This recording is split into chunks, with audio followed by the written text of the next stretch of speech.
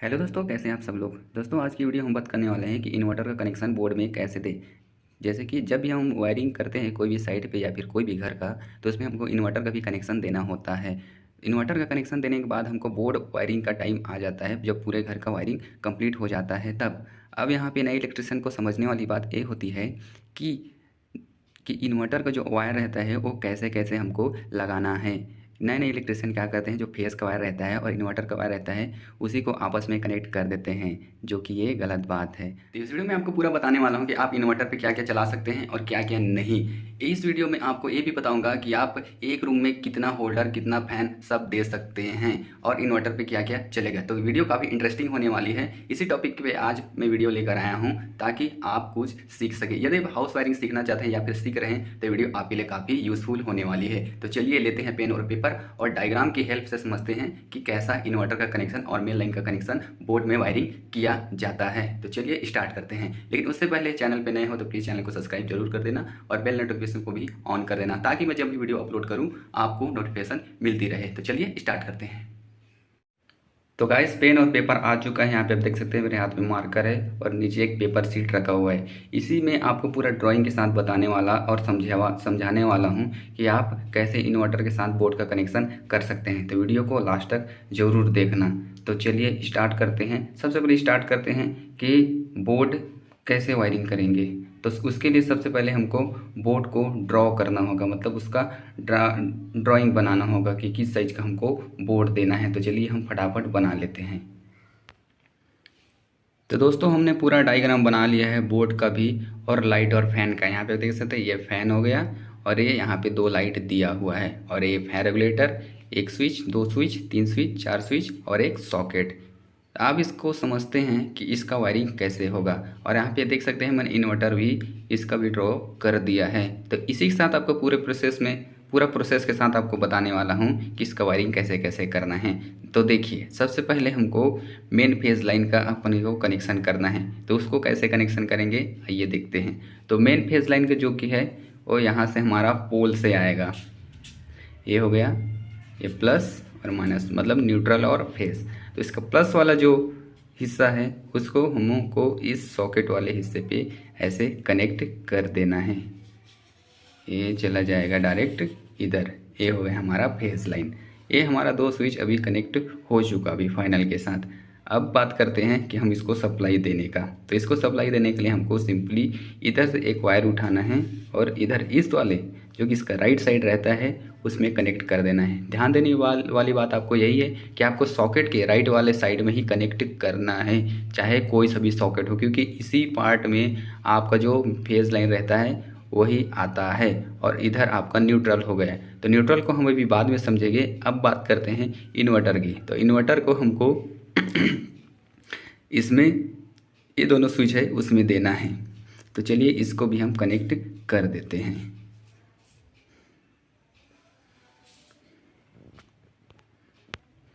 तो ये भी कनेक्ट हो चुका है इन्वर्टर के साथ। दो स्विच हमारा इन्वर्टर पे है और दो स्विच हमारा मेन लाइन पे।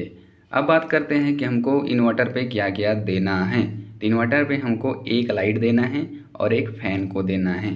तो चलिए हम एक लाइट और एक फ़ैन दे देते हैं।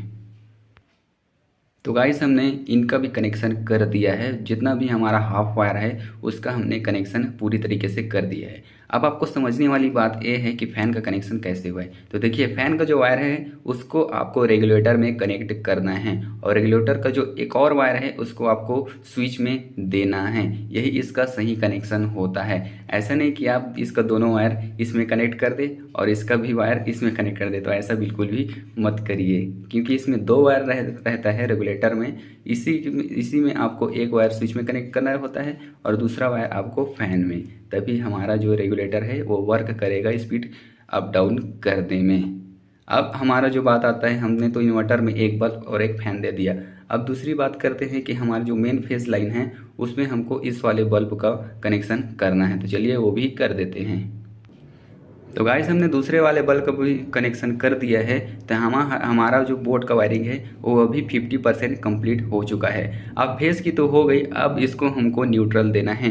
न्यूट्रल क्यों देंगे? क्योंकि न्यूट्रल देंगे तभी तो हमारा लाइट फैन और सॉकेट वर्क करेगा। बिना फेस का मतलब बिना न्यूट्रल का कैसे वर्क करेगा भाई? ये तो आपको समझ में आना ही चाहिए। अब लेते हैं न्यूट्रल वायर को और कहाँ कनेक्ट होगा ये आपको है। तो चलिए हम कनेक्ट कर लेते हैं, उसके बाद आपको दिखाते हैं कि कहाँ कैसा कनेक्ट किया हुआ है। तो दोस्तों हमने न्यूट्रल का भी कनेक्शन कर दिया है। यहाँ पे आप देख सकते हैं इस वाले पोल से हमने पहले सॉकेट को कनेक्ट किया है, उसके बाद लाइट को गया है पहले वाले, उसके बाद दूसरे लाइट को गया है न्यूट्रल, और उसी में से यहाँ से आपको फैन को न्यूट्रल देखने को मिलेगा। अब यहाँ पे इन्वर्टर की बात करते हैं तो इन्वर्टर में न्यूट्रल कहाँ से आया है? तो भैया इन्वर्टर को न्यूट्रल की ज़रूरत नहीं होती है, क्योंकि न्यूट्रल इसी लाइन से अपना मैनेज कर लेता है, इसी लाइन से वो अपना न्यूट्रल चला लेगा। अब बात करते हैं इन्वर्टर की जो सॉकेट है उसके, तो हमने इधर इन्वर्टर को चार्ज करने के लिए एक सॉकेट भी बना दिया है। यहाँ पे हम आर्थिंग भी यहाँ पे दे दिए हैं, क्योंकि आर्थिंग हमको सभी जगह देना जरूरी है। जो कि सॉकेट का ऊपर वाला जो हिस्सा रहता है वो हमारा आर्थिंग का पार्ट रहता है, तो हमने यहाँ पे आर्थिंग भी बना दिया है।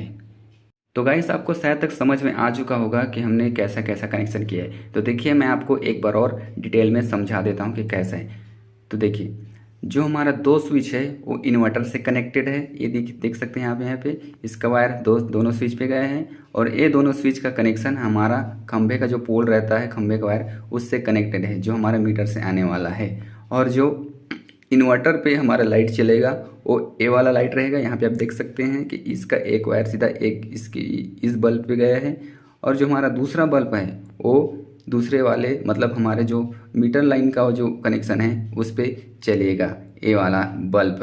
फैन की बात करते हैं तो फैन का भी वैसा ही हमने इसको इन्वर्टर पे दिया है, ताकि लाइट जाने के बाद भी फैन चल सके। तो इसका भी कनेक्शन यहाँ पे आप देख सकते हैं, ये भी इन्वर्टर का वायर इधर है, और इसी स्विच से रेगुलेटर से गया है फैन में। तो इसका कनेक्शन कुछ इस प्रकार से दिया हुआ है। अब सॉकेट की बात करते हैं। सॉकेट में हमको यहाँ पे देखने को मिलेगा कि इसका जो स्विच है वो भी खंभे का जो लाइन है उससे कनेक्टेड है। मतलब ये हमारा मीटर वाला जो लाइन है घर का सप्लाई उससे चलेगा, ये इन्वर्टर पे नहीं चलेगा।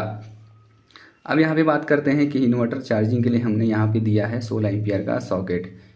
यहाँ पे लिख देता हूँ मैं 16 एम्पियर का सॉकेट, जो कि हमारा इन्वर्टर चार्जिंग के लिए रहेगा। अर्थिंग की बात करते हैं, हमने अर्थिंग भी दे दिया है इसको, जैसे मैंने पीछे भी बताया था इसको अर्थिंग भी देना ज़रूरी है। तो आपको शायद तक समझ में आ चुका होगा कि हमने कैसा कनेक्शन किया है। तो इसका आप स्क्रीनशॉट निकाल सकते हैं वीडियो का, और देख सकते हैं कि कैसा वायरिंग किया गया है। आपको इस वीडियो से थोड़ा भी सीखने को मिला तो प्लीज़ एक लाइक ज़रूर कर देना, क्योंकि मैं आपके लिए ऐसे इंटरेस्टिंग रिलेटेड वीडियो बनाते रहता हूँ हाउस वायरिंग का। तो चलिए आज की वीडियो में बस इतना ही, मिलते हैं किसी और नेक्स्ट टॉपिक के साथ और इंटरेस्टिंग वीडियो के साथ। तो जय हिंद, वंदे मातरम।